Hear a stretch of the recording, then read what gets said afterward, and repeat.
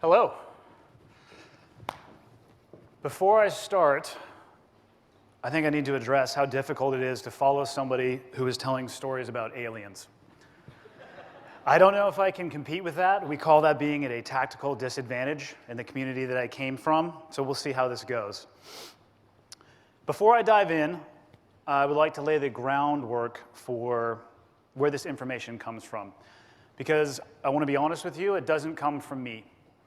The things that I'm going to share with you, I learned from others. I consider myself to be extremely unique, or I am not unique. I consider myself to be extremely ordinary. What is unique about me is the people that I was surrounded by. I saw amazing examples of leadership, of teamwork, of inspiration. And when I was in the military, I was under the impression that those things were specific to the military. I thought the principles that were, for lack of a better term, beaten into me when I was early in my career were unique only to the military, and I would see them nowhere else. And when I transitioned out of the military and started interacting in the business world, I was very surprised. In companies that were successful and thriving, I saw the same integration of teamwork, leadership, inspiration, and in organizations that I saw failing, those qualities were not present. And I've come to believe over time that the experiences that I had in the military are universally applicable to the business world. SEALs are very misunderstood, and I'll highlight that point by asking you a simple question. How many of you have watched a movie that stars a SEAL? By a show of hands, please. You can lie to me if you want to. I know every hand in this room should probably go up. The reason I bring this up is that all of those movies are completely wrong, and they focus on the wrong things. So before I begin, I'm going to give you a very brief history of where SEALs came from and what we do in the modern day. And then from that, I'm going to build on how we're successful and how we make decisions. In 1942, the unit that eventually became the SEAL teams were called Underwater Demolition Teams.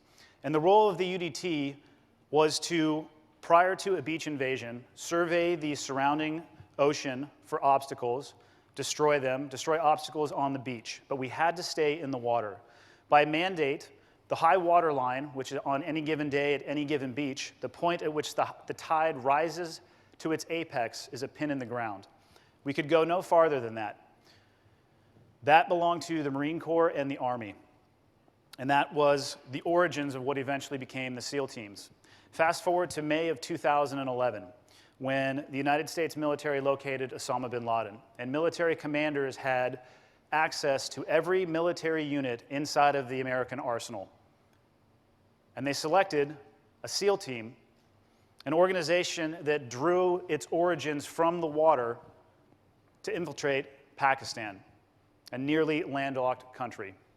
And the question that comes from that is why? It's because of our success. Our success comes from not being tied to any particular tactic. We are tied to success, not how we achieve the goal. We're an organization that is defined by its innovation and its evolution. We spend more time looking in at ourselves and determining better ways to accomplish the mission than looking outward and caring about what people think of us. Traditionally, when I talk to organizations, because I come from the SEAL teams, and the term team is in the name, people like me to talk about teamwork. They like me to talk about leadership, or they want to talk about mental toughness, how we select our individuals, because we are very unique in how we select our individuals, how we train our teams, and how we lead them. So when you talk about training, we talk about mental toughness, fortitude, resiliency. When you talk about how we lead our teams, we talk about teamwork and inspiration versus externally imposed discipline. And I love talking about those things. I could talk for hours, but I have 40 minutes, and I want to at least give you guys 5 to 10 minutes for questions. And I also don't think focusing on conceptual ideas is going to get you anywhere near where focusing on practical execution will take you. Because I don't see failure in concept. Leadership concepts are great. They don't fail in concept. They fail in practice. So I want to talk to you about decision making. And I want to talk to you about how we train our leaders, both enlisted and officer, in the SEAL teams to make decisions. Movies. I hate them. Oh, they're so bad. They set an unrealistic expectation. Movies focus on grenades and explosions, people running around shooting guns. And there's a reason they focus on that. It's exciting, but people watch movies and they develop misconceptions. People think that SEALs are capable of making decisions in the moment, split second, high risk, high consequence, time compressed environment decisions. And we are. And I'll tell you about how we train our people to do that, but by focusing only on that moment, you are disregarding and disrespecting what got you to that decision point in the first place. And what I mean by that is that's how we plan. The most effective way to make a decision in a high risk, high consequence, time compressed environment is to have already made it before that situation occurs. And when you do that, and you contingency plan effectively, you look like a genius, because something presents itself to you, and you make a decision, and you move on. If the real movie was written, you would see SEAL teams sitting in front of a laptop, arguing over Microsoft Office, PowerPoint specifically, as to whether or not Helvetica in a 10-point, or perhaps Times New Roman in a 12 bold, goes best with the helicopter icon on our insertion slide. You can laugh at me if you want to. If you want to shut down the modern-day SEAL teams, kill Microsoft Office, and we're done. It's how we plan, it's how we brief, and we send our missions for approval via email. It's certainly a new world. That's a really bad movie.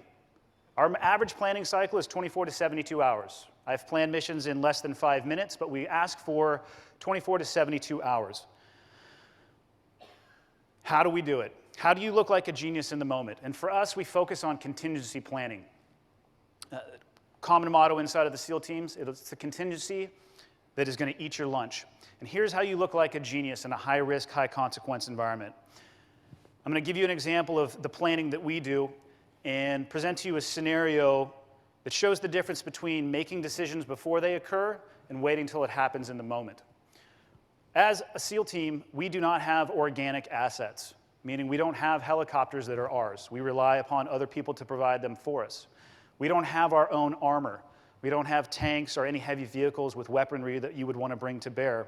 So we rely on other people largely to get us to where we go and do our job. Traditionally, helicopters are how we get places in Iraq and Afghanistan, and they present a perfect example of the importance of contingency planning. Traditionally, helicopters fly in flights of 2, and we want 4 because you have a limited amount of cubic space and a limited amount of weight that you can use. So we'll plan an operation for 72 hours. We send the operation to higher authority for approval, and they come back and they say, yes, you're approved to go. They provide us execute authority. We brief it to ourselves, and the helicopters land. The way we work, or the environment that we prefer to work in, is under the cover of darkness because it provides for me a tactical and technological advantage. So I have a limited amount of time where I feel comfortable operating. 4 helicopters arrive, you load up the helicopters, you're prepared to execute and go to your objective, and one of the helicopters breaks. What do? It depends. Are you prepared to look like a genius because you contingency planned and you know what your minimum force required is, you know what your minimum capability is, and you brief that so that situation presents itself and you make a decision and you move on with the combat operation? It requires 0% of your available hard drive space. Versus the individual who does not forecast and think ahead, the helicopters show up, one of them breaks, and now you're sitting there with helicopters spinning, burning gas, as the sun is just ticking its clock away until it rises on the eastern horizon. And you have to figure out, how many people do I need? What skill sets do I need? Where is everybody? One looks like a split-second decision, which it was not. It was following a branch diagram. And the other one is a leader struggling in a decision-based environment. We do the same type of thought process when it comes to communication.